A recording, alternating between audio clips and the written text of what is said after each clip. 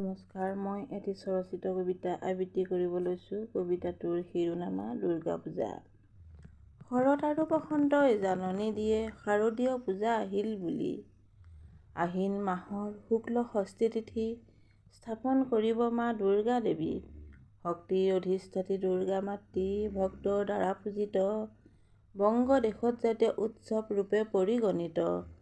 উৎসাহ উদ্দীপনাৰ স্বতঃস্ফূৰ্ত দুৰ্গা পূজা আনন্দ উলহ মালহ প্ৰীতি মিলনৰ সমাৱেশ।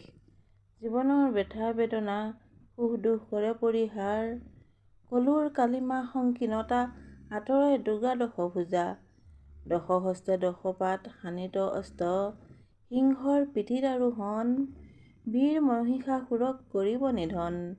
সোঁকাষত ঐশ্বৰ্য বিভূতি দেৱী লক্ষ্মী আৰু গণেশ। বাওঁ কাষত অধিষ্ঠাত্ৰী দেৱী সৰস্বতী। ধূপ ধূনা দবা শংখ ঘণ্টাই পবিত্ৰ কৰে অন্তৰ। হৃদয়ত অশেষ শ্ৰদ্ধা ভক্তি সেৱা কৰোঁ দুৰ্গা মা চৰণ দুখানি। ধন্যবাদ।